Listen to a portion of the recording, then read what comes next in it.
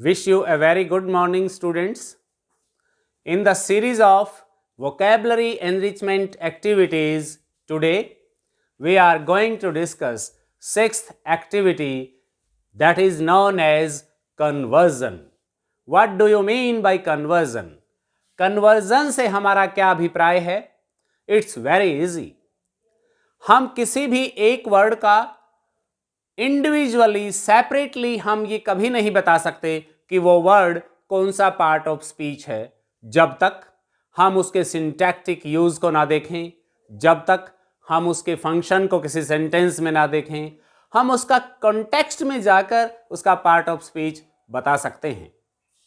एक ही वर्ड विभिन्न पार्ट्स ऑफ स्पीच के रूप में फंक्शन करता है, रोल प्ले करता है। वो डिपेंड करता है उसके कॉन्टेक्चुअल मीनिंग पर। आइए हम देखते हैं ऐसे ही दो वर्ड्स जिससे हम कन्वर्जन समझने का प्रयास करेंगे, वॉक एंड बेटर। आइए अब हम दो वर्ड लेते हैं। पहला वर्ड है वॉक। वॉक, अगर कोई हमसे ये पूछे वॉक कौन सा पार्ट ऑफ स्पीच है, तो हम वॉक को वर्ब बताते हैं। वॉक नाउन भी है। ये कब बता पाएंगे? जब उसके सिंटैक्टिक यूज को हम देखेंगे एक सेंटेंस में, within a sentence. For example, I walk to park every day. I walk to park every day. Without verb no sentence is possible. बिना वर्ब की कोई सेंटेंस बन ही नहीं सकता। इसलिए यहां पर ये जो वर्ड है walk, it is a verb. यहां पर ये वर्ब का रोल प्ले कर रहा है, इसलिए वॉक यहां वर्ब है। लेकिन क्या हम इसी वर्ड वॉक का नाउन के रूप में भी यूज कर सकते हैं? Of course. I take a long walk every day. A long walk, यहां पर ये वॉक जो वर्ड है ये एक नाउन का रोल प्ले कर रहा है, एक नाउन है। इस प्रकार से changing parts of speech without affixes, without prefixes, without infixes और without suffixes। बिना affixes के अगर हम किसी वर्ड का पार्ट ऑफ स्पीच चेंज कर सकें विद इन ए सेंटेंस, उसे हम कन्वर्जन कहते हैं। It's very easy. बहुत सारे कॉम्पिटिटिव एग्जाम्स में इस तरीके से सेंटेंस देकर अंडरलाइन वर्ड का पार्ट ऑफ स्पीच पूछ लिया जाता है, और यदि हमें उसके फंक्शन का पता होगा तो हम बता पाएंगे कि वो कौन सा पार्ट ऑफ स्पीच है। जैसे इस सेंटेंस में केवल एक ही वर्ब है और बिना वर्ब के सेंटेंस बन नहीं सकता, इसलिए डेफिनेटली ये वर्ड यहां पर वर्ब है। लेकिन जहां पर सेम वर्ड जो वर्ब था उसको हमने नाउन के रूप में यूज किया, तो हमको अब एक वर्ब का यूज करना होगा, और वो वर्ब हमने टेक के रूप में यूज की। I take a long walk, इसलिए यहां पर ये वर्ड वर्ब नहीं है। एक और कारण इसका मैं यहां बताऊं कि किस प्रकार से हम आइडेंटिफाई करेंगे। इस वॉक से पहले ये लॉन्ग है, अ लॉन्ग वॉक। ये किसको मॉडिफाई कर रहा है? वॉक को। और लॉन्ग क्या है? Adjective. A long is adjective. Adjective किसको क्वालिफाई करता है, मॉडिफाई करता है? नाउन और प्रोनाउन। इसलिए वॉक यहां पर नाउन है। अगर same word different parts of speech का रोल प्ले करता है तो हम उसे कन्वर्जन ऑफ दैट वर्ड कहते हैं। आइए एक और वर्ड लेते हैं, बेटर, और इसके हम चार पार्ट्स ऑफ स्पीच में इसको यूज करके देखते हैं। In first sentence, use of better is the word better is used as a verb. Coaching bettered his performance। उसकी परफॉर्मेंस को किसने बेटर किया? कोचिंग ने। bettered ed भी हमने यहां लगाया है, इससे भी पता चलता है कि यह वर्ब है। Coaching bettered his performance। यहां पर better वर्ड का यूज एक वर्ब के रूप में किया गया है। Next sentence is give value to your betters, give importance to your betters। यहां पर betters को नाउन के रूप में यूज किया गया है। In third sentence, she gave a better performance this time. She gave a better performance. Performance यहां पर हमने पिछले वर्ड फॉर्मेशन में चर्चा की थी, ANCE लगने वाले वर्ड्स नाउन होते हैं, या वर्ब में ANC लगाने से नाउन बनता है, ये एक नाउन है. And this is modified by this word better, which is an adjective here. Adjective modifies a noun. She gave a better performance. Here the word better is an adjective. And the next word is I know better. In this sentence, this is a verb. And this word modifies this verb, know. And all the words modifying verbs are known as adverbs. So this word better is acting as an adverb in this sentence.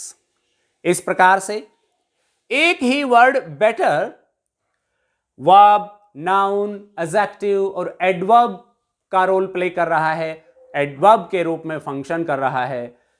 This is known as conversion of words.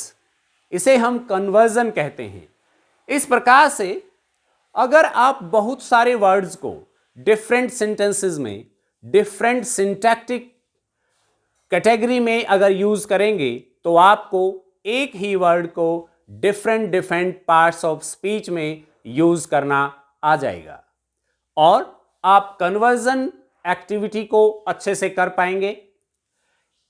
इस topic पर, conversion पर और अधिक जानकारी यदि आप चाहते हैं तो मैंने पहले भी identification of parts of speech पर एक वीडियो अपलोड किया हुआ है, आप वहां जाकर देख सकते हैं.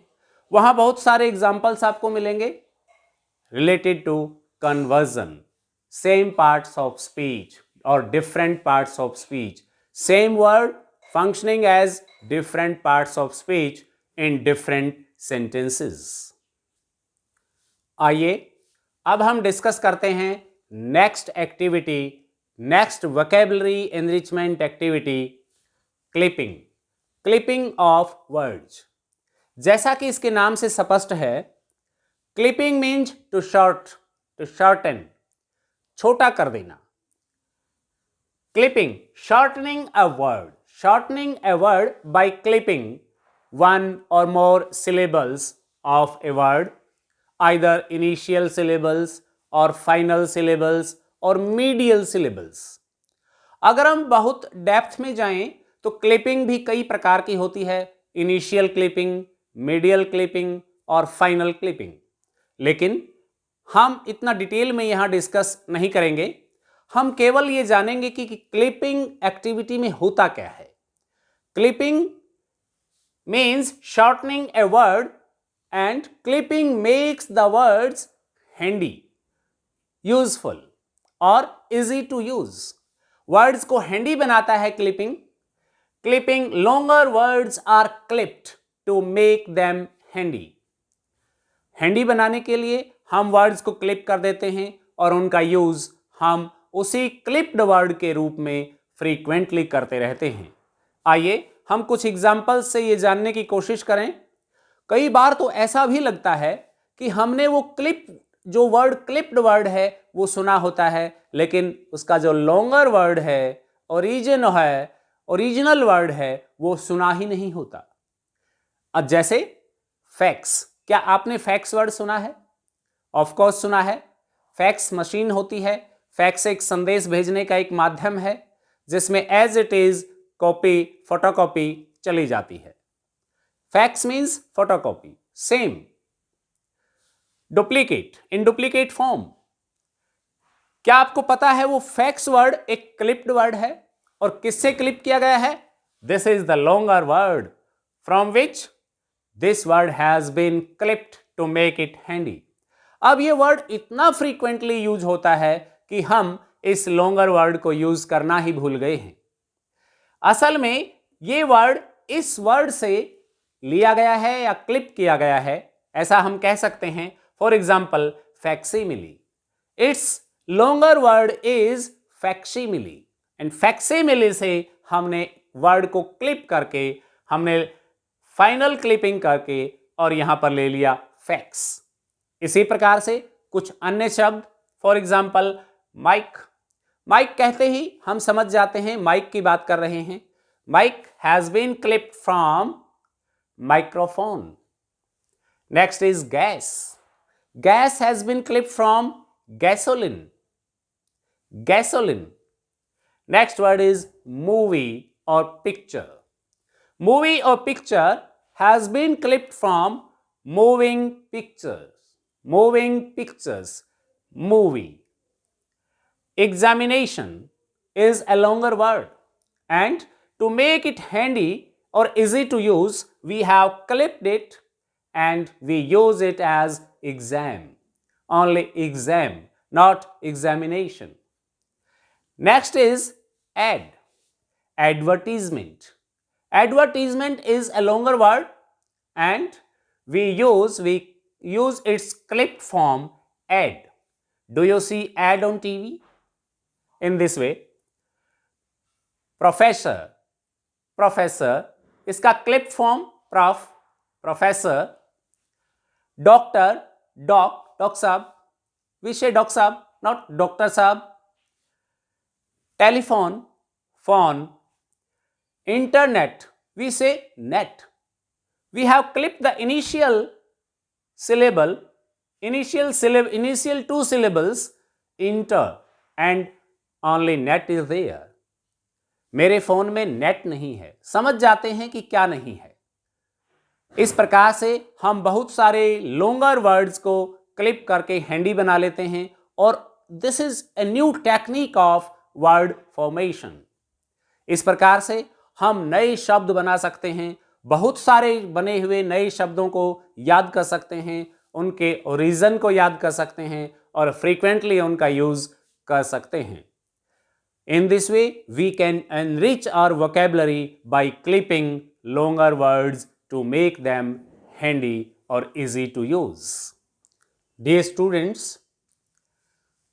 vocabulary enrichment activities, and next activity is blending of words, mixing of words. आपने blending करते हुए, mixing करते हुए बहुत सी चीजें बनती देखी होंगी। आइए आज हम उसी ब्लेंडिंग टेक्निक से नए वर्ड्स बनाते हैं, जिससे हमारी वोकैबुलरी एनरिच होगी। इंग्लिश में बहुत सारे ऐसे वर्ड्स हैं जो दो या अधिक वर्ड्स को आपस में मिक्स करके कुछ पार्ट पहले वर्ड का, कुछ पार्ट सेकंड वर्ड का लेकर एक नया वर्ड फॉर्म हो जाता है। अब हम उसी टेक्निक के बारे में जानते हैं, ब्लेंडिंग ऑफ वर्ड्स। वैसे तो हम कंपाउंडिंग और कंपोजिशन ऑफ वर्ड्स सीख चुके हैं। कंपाउंडिंग और कंपोजिशन में हम एक नाउन को दूसरे नाउन के साथ मिलाकर एक तीसरा नाउन बनाते रहे हैं या तीसरा पार्ट्स ऑफ स्पीच बनाते रहे हैं। एक एडजेक्टिव में दूसरा नाउन मिलाकर या दूसरा एडजेक्टिव मिलाकर एक तीसरा एडजेक्टिव बनाते रहे हैं। आज एक अगर हम डिफरेंस देखें तो कंपाउंडिंग और ब्लेंडिंग में एक बेसिक डिफरेंस ये है कि कंपाउंडिंग या कंपोजिशन में हम दोनों वर्ड्स को कंप्लीटली मिलाते थे और एक तीसरा वर्ड बन जाता था। यहां although blending is parallel to composition और compounding, but there is a major difference, and difference is that in case of blending, parts of two words are mixed or blended to form a new word. इसमें हम केवल parts को ही mix करते हैं। हो सकता है पहले वर्ड का इनिशियल पार्ट सेकंड वर्ड के फाइनल पार्ट के साथ मिक्स हो, या पहले वर्ड का फाइनल पार्ट सेकंड वर्ड के इनिशियल पार्ट के साथ मिक्स होकर एक थर्ड वर्ड बनता है। इस प्रकार से हम नए वर्ड्स बना सकते हैं, हमारी वोकैब को एनरिच कर सकते हैं। आइए यहां मैं 11 एग्जाम्पल से आपको बताऊं कि किस प्रकार से ब्लेंडिंग ऑफ वर्ड से नए वर्ड्स बनते हैं। इससे आपको आइडिया होगा।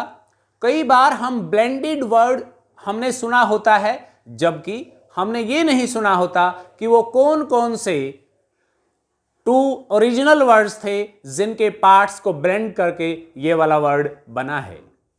For example, motor plus hotel. आपको पता है motor means motor, hotel, hotel भी आपने सुना है, लेकिन क्या आपने ये वर्ड सुना है मोटेल?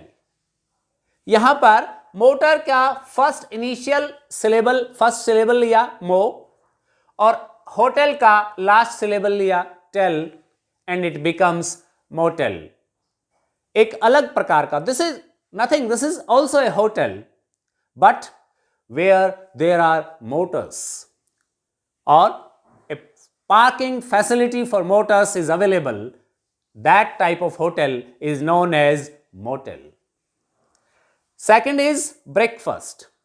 आपने अच्छे से सुना है ब्रेकफास्ट, जो हम अर्ली इन द मॉर्निंग करते हैं। नेक्स्ट इज लंच, जो हम आफ्टरनून में करते हैं या नून टाइम में करते हैं। अगर हम ब्रेकफास्ट को थोड़ा लेट करें, लंच को थोड़ा पहले करें और दोनों का एक ही मील में काम चलाएं, that is known as brunch. Breakfast का हमने इनिशियल वर्ड लिया ब्र, और NCH लिया हमने, UNCH लिया हमने लंच से, एंड इट बिकम्स ब्रंच। तो ब्रंच जो है एक ब्लेंडेड वर्ड है from 2 words by mixing 2 parts of और different parts of 2 words, breakfast and lunch, it becomes brunch. इस प्रकार से हमने इन दोनों वर्ड्स को ब्लेंड करके, मिक्स करके एक तीसरा वर्ड बनाया brunch. Next is smoke plus fog. हमने यहां से स्मो लिया और यहां से ग लिया, और it becomes the third word smog, जिसमें स्मोक भी है और फॉग भी है, smog. Next is Hindi plus English.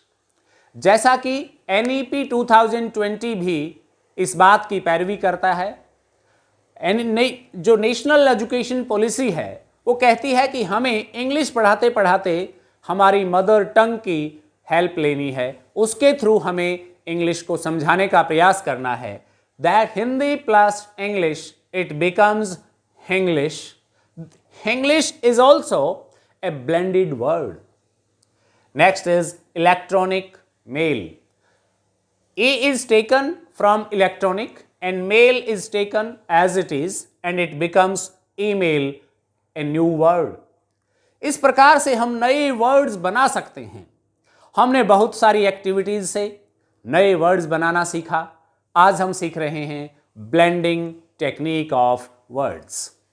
How can we form new words with the help of blending. Next is biography. आपने बायोग्राफी सुना है, एपिक भी सुना है। अगर इन दोनों को हम ब्लेंड करके बनाएं biopic, it becomes biopic of a person. Next is web plus log. हमने यहां से लिया बी और यहां से लिया log, complete, and it becomes blog. आजकल आप ब्लॉग के बारे में फ्रीक्वेंटली सुनते हैं। Next is jeans plus leggings. Jeans से लिया हमने ज, लेगिंग्स से लिया हमने गिंग्स, and it becomes jeggings, a new word, a new article. Next is education plus satellite. Education satellite, और आप डेली सुनते हैं, आप सभी के स्कूल में भी है, आजकल आप लेसन्स भी देखते हैं। इसका नाम है एजुसेट। एजुसेट किससे बना? ये एक ब्लेंडेड वर्ड है, education plus satellite. Next is helicopter plus airport. Helicopter से लिया हेली, एयरपोर्ट से लिया पोर्ट, इट बिकम्स हेलीपोर्ट। आइए अब हम एक और वर्ड लेते हैं जिसमें ब्लेंडिंग भी मिक्स है, ब्लेंडिंग भी है और क्लिपिंग भी है।